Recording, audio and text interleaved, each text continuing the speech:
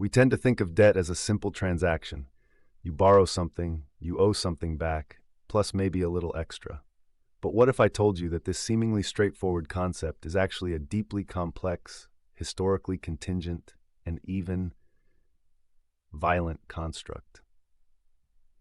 We're going to dissect David Graeber's groundbreaking work, Debt: The First 5,000 Years, and uncover a hidden history that challenges everything you thought you knew about money, morality, and the very fabric of human society.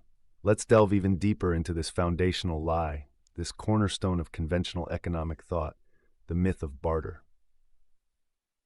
The story goes like this. Once upon a time, before money, people traded directly. If I had chickens and you had wheat, and I wanted wheat and you wanted chickens, we'd simply swap. This, we're told, was inefficient. It required a double coincidence of wants, a rather clumsy phrase for a supposedly simple system. I had to find someone who not only had what I wanted, but also wanted what I had. So, the story concludes, humans, in their infinite wisdom, invented money to make things easier. This narrative, this seemingly logical progression, is complete fiction. David Graeber, along with many other anthropologists and economic historians, have meticulously demonstrated that there is no substantial evidence of any society anywhere ever primarily relying on barter for day-to-day economic activity. No detailed ethnographic studies, no historical accounts, nothing. Think about it for a moment. Imagine a small village, a pre-monetary community. Do you really believe that every interaction, every exchange of goods and services was a carefully negotiated one-to-one swap? I'll give you 3 eggs for that handful of berries. No, wait, 2.5 eggs, and throw in a feather.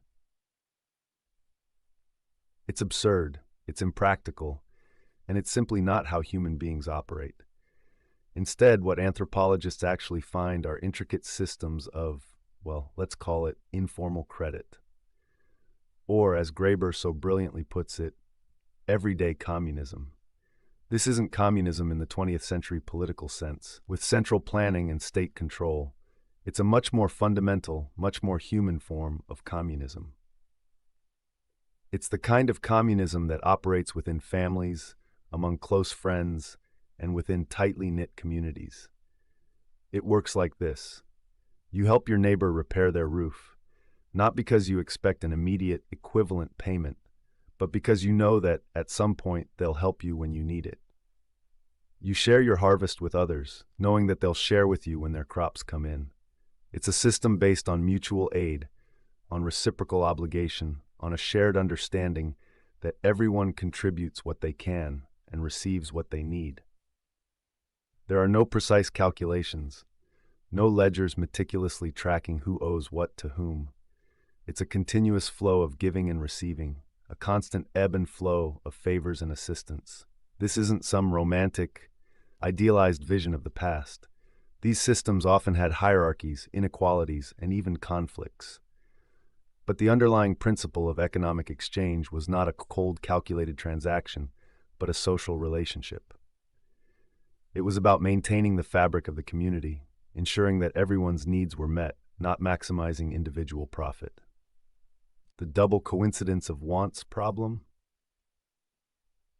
It's largely a fabrication, a thought experiment concocted by economists to justify the existence of money and markets.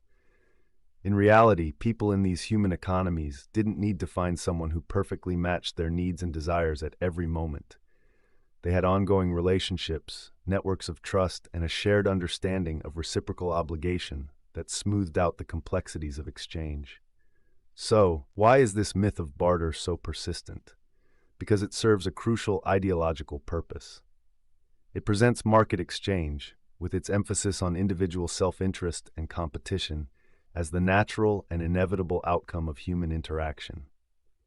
It suggests that money, and the capitalist system it underpins, is simply a more efficient way of doing what we've always done. But Graeber shatters this illusion. He shows us that our economic history is far more complex, far more interesting, and far more open to possibilities than the standard narrative allows.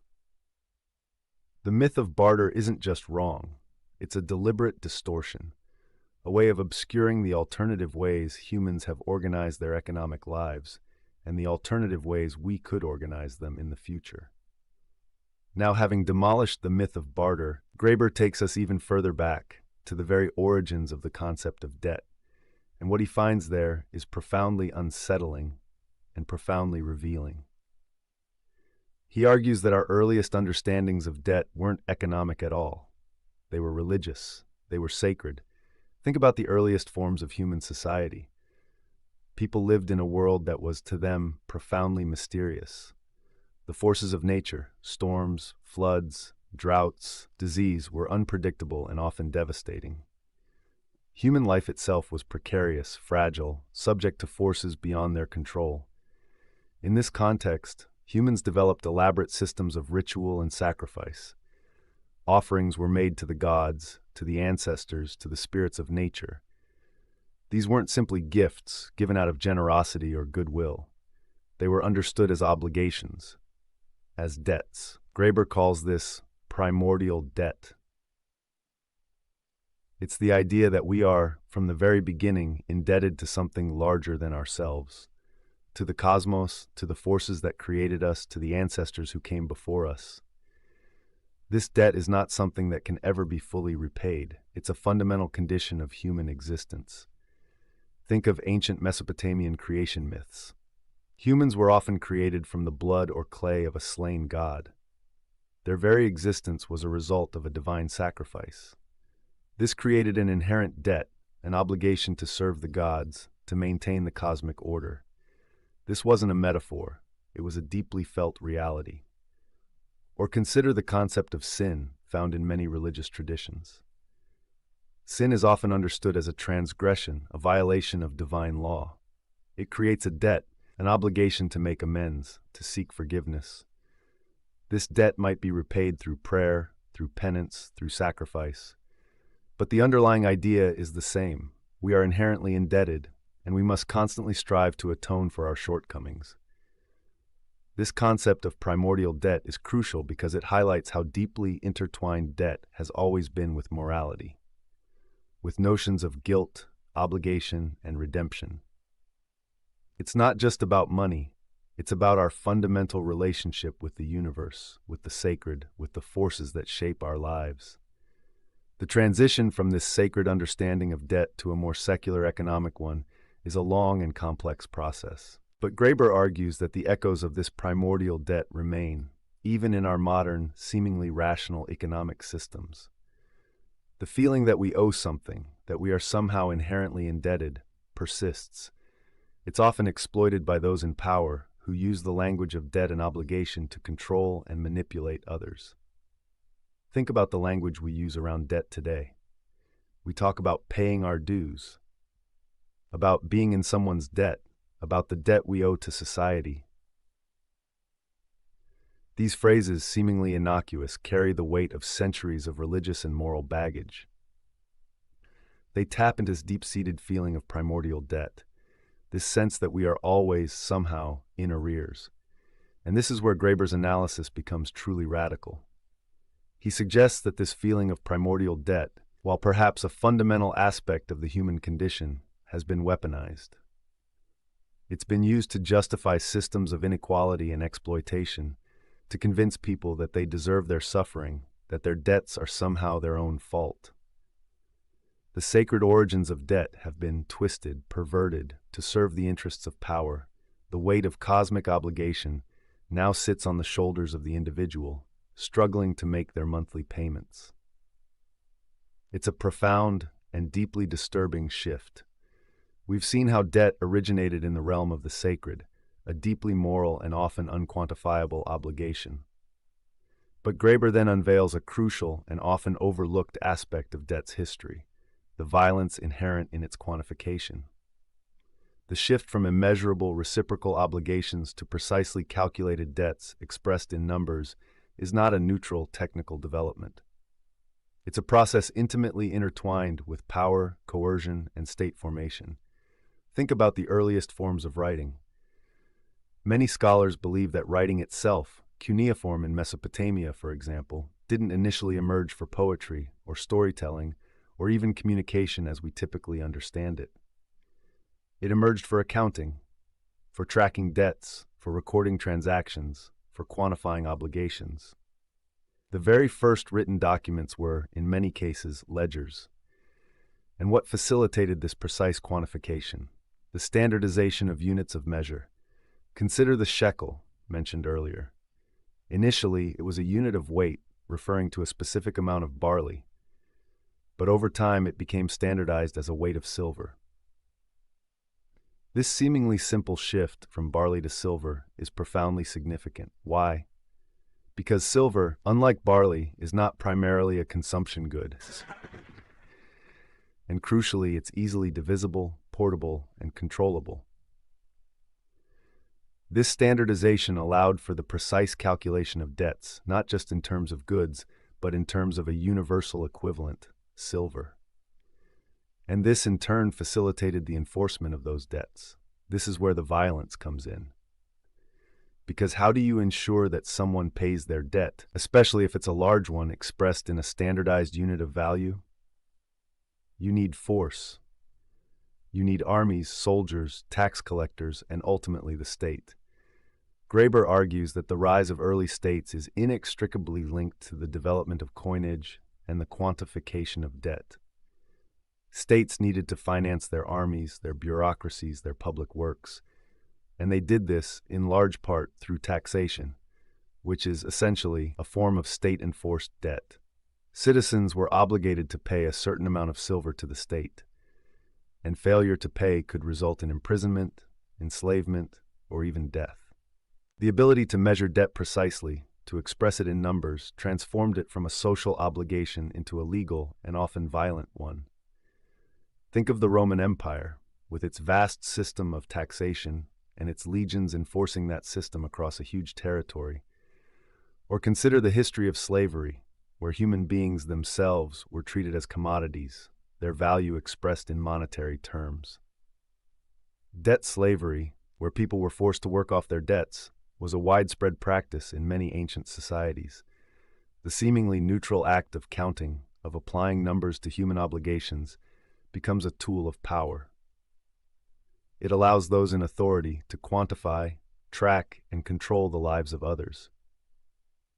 The abstract, impersonal language of mathematics masks the very real violence that often underlies the enforcement of debt. It's important to note that this isn't just ancient history. The connection between debt, measurement, and violence continues to this day. Think of the International Monetary Fund and its structural adjustment programs imposed on developing countries. These programs often involve austerity measures, cuts to social spending, and privatization of public assets, all in the name of paying down debt. The consequences can be devastating, leading to increased poverty, inequality, and social unrest. The violence may be less direct, less visible than in ancient times, but it's still there, embedded in the very structure of the global financial system. Graeber's point is not that measurement itself is inherently evil. It's that the way we measure, the things we choose to measure, and the consequences of that measurement are deeply political. The quantification of debt, while seemingly objective and rational, has always been a tool of power used to control and exploit others. And understanding this history is crucial if we want to challenge the injustices of our current economic system, a system built, in large part, on the violence of measurement. Now let's move to another critical distinction Graeber makes, one that helps us understand the profound shift that occurred with the rise of market-based societies. He contrasts what he calls human economies with commercial economies. This distinction is not about size or complexity. It's about the fundamental purpose of economic activity. In a human economy, the primary goal is not to accumulate wealth or maximize profit. It's to maintain and strengthen social relationships. Exchange, whether it's gift-giving, mutual aid, or informal credit, is about building trust, fostering cooperation, and ensuring the well-being of the community as a whole. People are not seen as isolated individuals, competing with each other for scarce resources. They are seen as interconnected members of a social network, bound together by ties of kinship, friendship, and mutual obligation. Think of the examples we discussed earlier. The communities operating on everyday communism, where people helped each other without expecting immediate, equivalent repayment.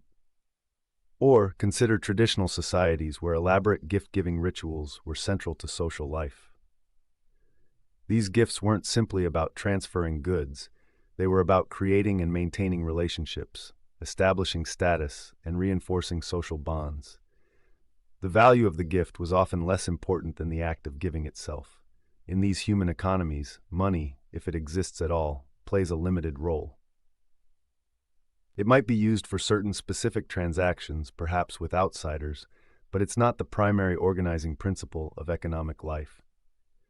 Social relationships, reciprocity, and mutual aid are far more important. Now, contrast this with a commercial economy. In a commercial economy, the primary goal is to accumulate wealth, to maximize profit. Human beings are in effect commodified. Their labor, their skills, even their time, are valued in monetary terms. The market becomes the dominant organizing principle of society, shaping not just economic activity, but also social relationships, values, and even our sense of self. This isn't to say that commercial economies are inherently evil, or that markets are always bad. Markets can be efficient mechanisms for allocating resources and distributing goods. But Graeber's point is that the logic of the market, when it becomes the dominant force in society, fundamentally alters our relationships with each other and with the world around us. In a commercial economy, human beings are often reduced to their economic roles, as consumers, as workers, as debtors. Our worth is measured by our productivity, our income, our net worth. Social relationships are often instrumentalized, seen as means to an end, rather than ends in themselves. We are encouraged to compete with each other, to see each other as rivals in a zero-sum game. This shift from human economies to commercial economies is not, Graeber emphasizes, a natural or inevitable progression. It's a historical rupture, a fundamental transformation in the way we organize our lives. And this rupture is often accompanied by violence, coercion, and the disruption of traditional social structures. Think of the enclosure movement in England, where common lands were privatized, forcing peasants off the land and into the wage labor market. Or consider the colonization of much of the world by European powers, where indigenous economies were destroyed and replaced with market-based systems designed to extract resources and labor. These were not simply economic transitions. They were profound social and political upheavals, often involving immense suffering and injustice. The dominance of commercial economies today, with their emphasis on endless growth and consumption, has also led to unprecedented environmental destruction. The planet itself is treated as a commodity, its resources to be exploited for profit, with little regard for the long-term consequences. Graeber's distinction between human economies and commercial economies is a powerful tool for understanding the challenges we face today. It allows us to see that our current economic system is not the only possible way of organizing human life. It reminds us that throughout history, and even in many parts of the world today, people have lived and continue to live in ways that prioritize social relationships, community well-being, and ecological sustainability over endless economic growth. And it suggests that perhaps by learning from these alternative models, we can find a way to create a more just, more humane, and more sustainable future. A future where human connection trumps the relentless pursuit of profit.